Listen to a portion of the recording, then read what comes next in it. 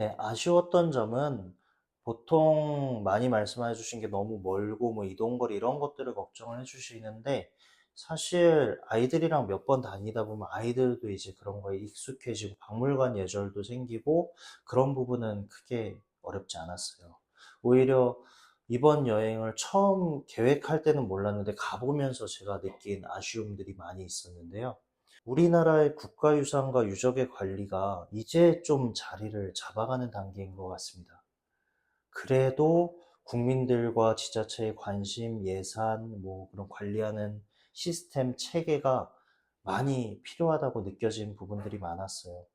여전히 훼손되고 방치돼 있고 복원하지 못한 그런 유적과 국가유산들이 많이 있었고, 거기에 대해서 절감한 부분들을 책에 담았습니다. 먼저 첫 번째로 제가 고인돌 박물관에 갔을 때 부분에 담았는데, 세계에서 가장 큰 고인돌이 우리나라에 있습니다. 무려 350톤 되는 구산동 고인돌인데요. 이집트 피라미드가 돌 하나에 3톤 정도라고 생각을 하니까 350톤이면 어마어마하게 큰 거석이죠. 그 돌이 22년도에 무지하게 호수로 세척되고 훼손이 됐습니다. 그런 부분들도 있었고요. 서울에도 80년대까지만 해도 약 40여 개의 고인돌들이 있었다고 해요. 그런데 지금은 정말 손에 꼽을 정도로 남아있는데 그도 다 방치되어 있는 상태로 알고 있습니다. 두 번째로 정말 아쉬웠던 게 울주에 있는 암각화였어요. 울주 암각화, 방구대 암각화 많이들 알고 계시는데 지금 굉장히 심각한 상태입니다. 오늘처럼 비가 오는 날이면은 침수가 돼가지고 진흙도 묻고 그걸 떼어내는 과정에서 또 그림이 없어. 지금 제가 알기로 아마 반 정도 그림이 없어지고 훼손된 걸로 알고 있어요.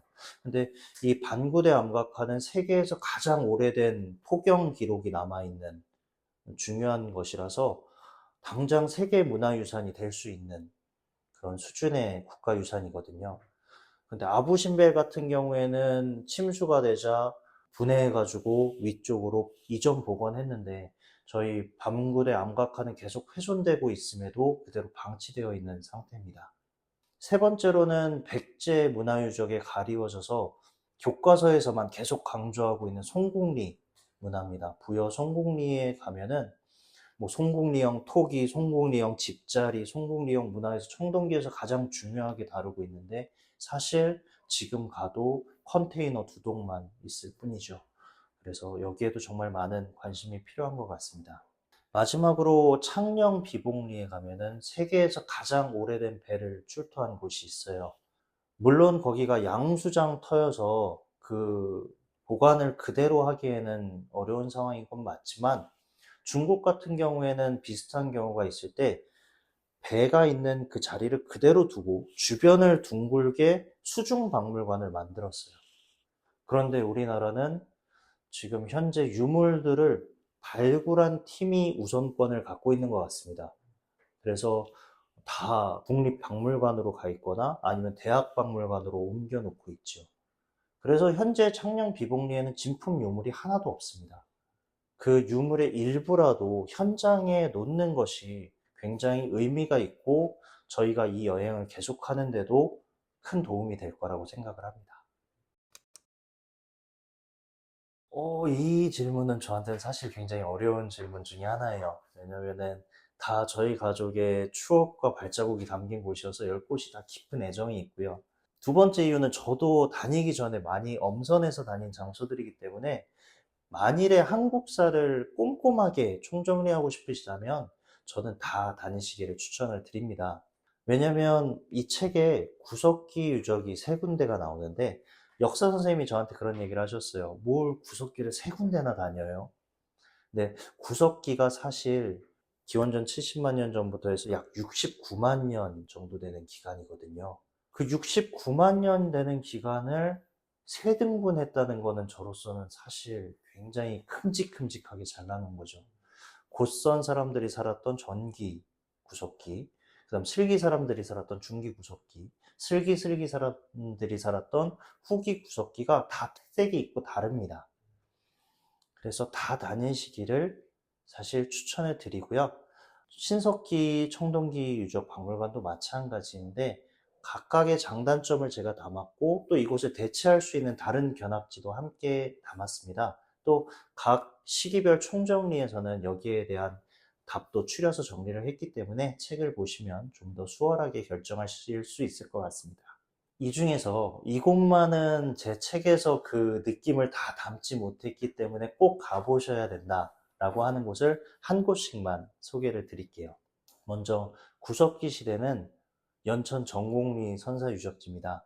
다 좋았지만 그 중에서도 선사체험마을이 좋았는데 직접 막집을 지어보고 돌을 깨서 주먹도끼를 만들어보고 하는 체험이 굉장히 의미가 있었습니다. 신석기 시대에는 양양 오산리를 추천을 드리고 싶어요.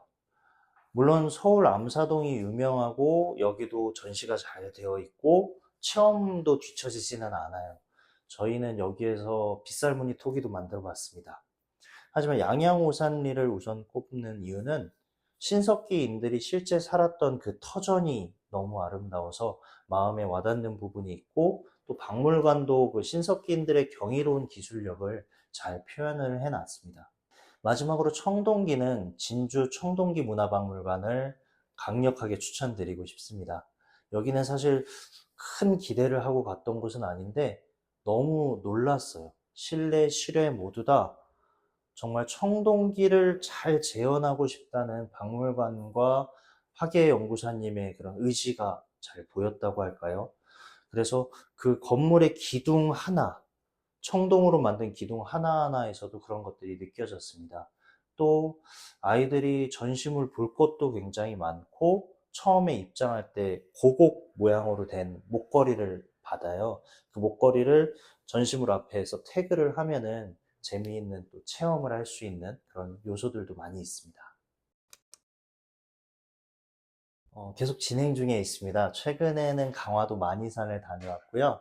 그리고 남부지방의 사만을 또 저도 공부할 겸 아이들과 같이 다녀왔습니다. 저번 주에는 고구려 유적도 한 군데 다녀왔고요. 그래서 계속해서 우리 가족 탐험대의 역사 타임머신 2권을 준비 중에 있습니다. 아마 고조선부터 삼국시대까지 다룰 예정이에요. 2권이 원만하게 출간될 수 있도록 시청자분들의 많은 관심을 부탁드립니다. 저희 가족의 타임머신 여행은 계속될 예정입니다. 그리고 또 제가 도덕윤리 교과 교사이기 때문에 초등학생 어린이들을 위한 철학을 기반으로 한 책을 집필하여 현재 출간 준비 중에 있습니다. 관심 있게 기다려 주시고 소식 듣고 싶은 분들을 위해서 인스타그램 주소를 공유하고자 합니다. 제가 고마운 분들이 참 많습니다. 먼저 이 원고의 가치를 알아봐 주신 두드림 미디어 배성분 팀장님 감사드리고 멋지게 편집해서 출간까지 할 수 있게 해주신 최윤경 팀장님도 감사드립니다. 그리고 기꺼이 책에 추천사를 써주신 슬기로운 초등생활 유명 작가시죠. 이은경 선생님, 건국대학교 김태승 선생님도 감사드립니다. 응원해준 친구들, 동료 선생님, 제자들 고맙고 무엇보다도 항상 불평 없이 또 여행을 지지해주고 응원해주고 함께해준 우리 가족, 사랑하는 아내와 아이들에게 너무너무 고맙습니다. 초대해주신 정보수 TV에도 감사드리고요.